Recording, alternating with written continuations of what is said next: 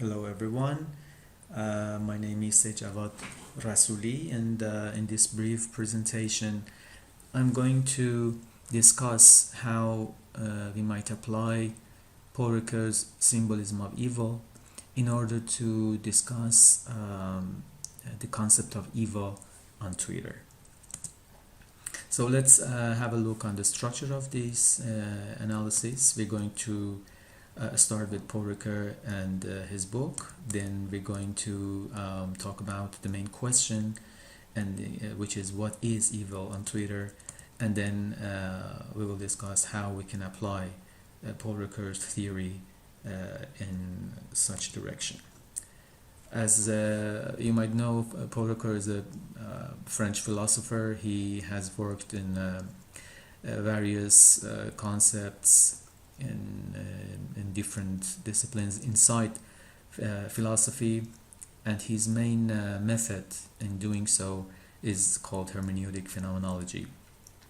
Hermeneutics is the science of interpretation, and phenomenology is the method in which we can try to get to the essence of a phenomena. So this mixture of hermeneutic phenomenology actually is answering to this question that what does it mean that such phenomena means such to me. It's kind of a part of a reflective philosophy. The book called The Symbolism of Evil is written by Ricoeur in 1967, and he has applied such method, hermeneutic phenomenology, and in this perspective he has discussed the concept of evil. We know that Ricoeur is insisting on understanding the evil, that it has roots in a religious consciousness. It doesn't mean that a person needs to be religious in order to understand that concept, but the idea is that religious consciousness, as Ricoeur teaches us in his theory, is rooted in traditions that has shaped our culture.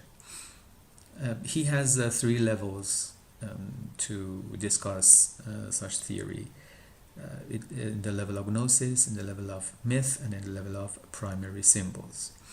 And he actually discussed more about the primary symbols, which are three: defilement, sin, and guilt. This is important to know that, as Ricoeur says, the symbolism of evil is an interpretation of those traditions that have influenced Christianity. So if someone needs to dig into other cultures, then one should know what traditions are shaping that culture. Let's have a look at the main definitions that we need to know in order to continue. So symbol, as Ricoeur says, is when myths are no longer explanations, they are demythologized but raised to the dignity of a symbol, which is a dimension of modern thought. Symbols have both a literal sense and point beyond themselves to something, like a stain.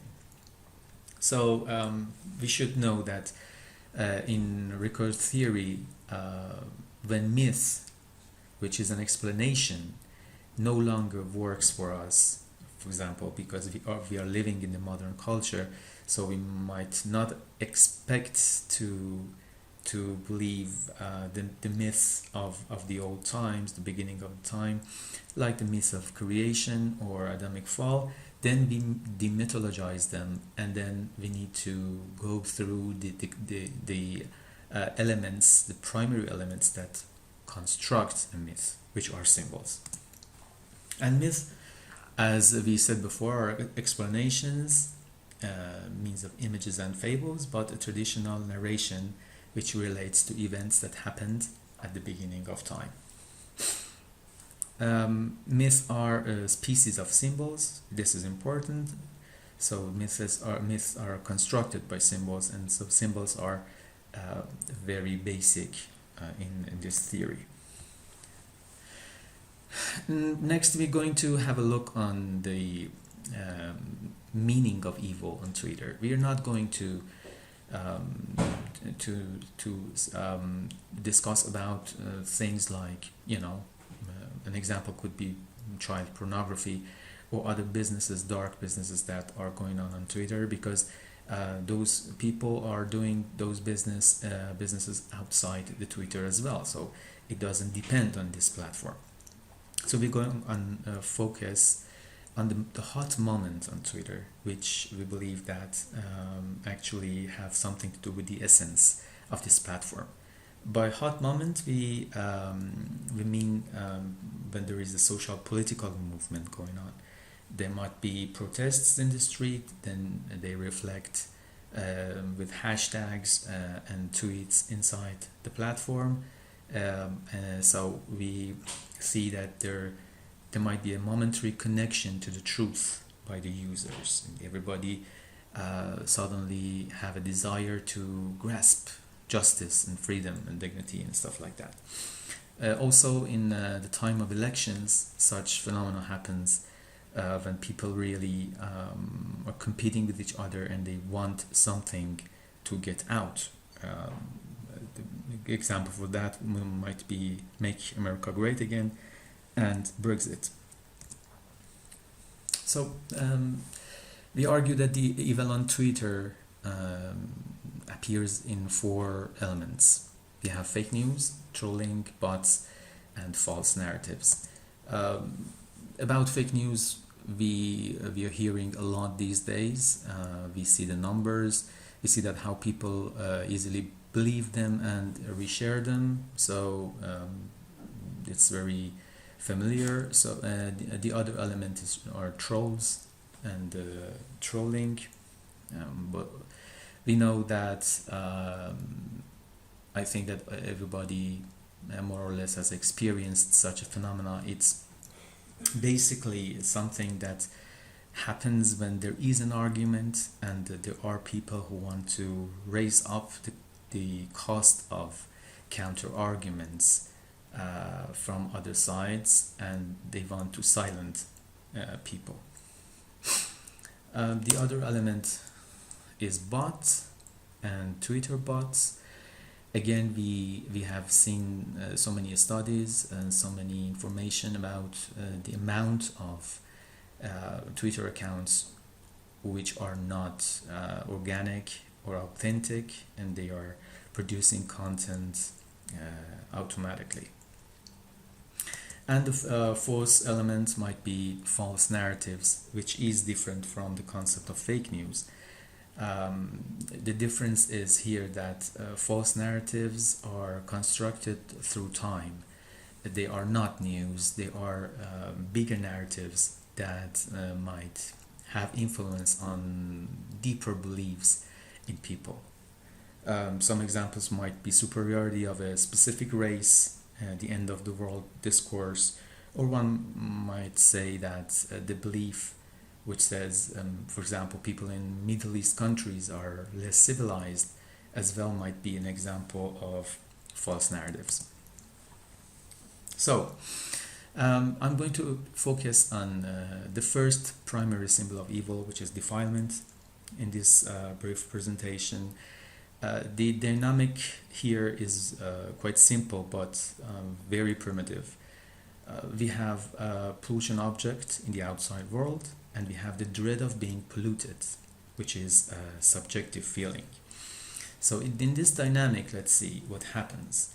The metaphor of a stain, which expresses very good, in a very expressive way, the pollution in the outside world and the fear that it produces inside the subject. And this fear proceeds with 2 other feelings: anonymous wrath and a feeling of vengeance. So according to the theory of Paul Ricoeur, if you want to apply to a theory in the case of Twitter, we see that when we are going to be active on Twitter, there are these four elements that produce fear, and we have to deal with this fear. But let's see what happens in experiencing such a fear. The fear of getting polluted, as we saw, that is the element of defilement, produces questions. Is this account a bot? Should I believe what is being said in this tweet?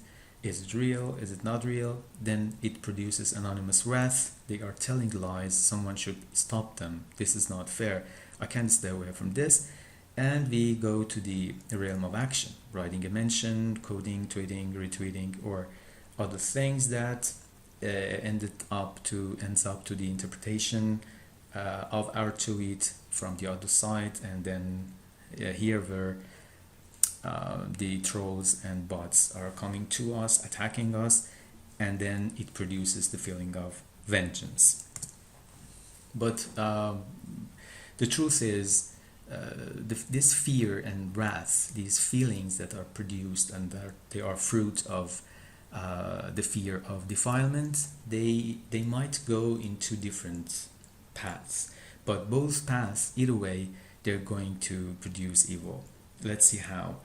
We might not engage with the feeling of vengeance, so we stay silent and we try to tolerate the situation, and it produces suffering, and suffering is a part of evil. Suffering is one, according to Ricoeurian, which interprets the concept of evil in the Christian culture. He teaches us that suffering is a part of evil. And on the other side, if we engage with the vengeance, then we might engage in having interactions with trolls and becoming a troll as a result. So it might end to wrongdoing, writing insults, insulting people, attacking other people, and that is again ends up to the evil. So at the end of this brief presentation, and the results of such an experience, the whole process gives us this general feeling that the world is getting darker, that online world is filled with horrible people. And maybe we could finish this presentation with a phrase by Ricoeurian that it's quite expressive and describes the situation. And he says, "The sinful subject becomes the defiling object." Thank you for your attention, and goodbye.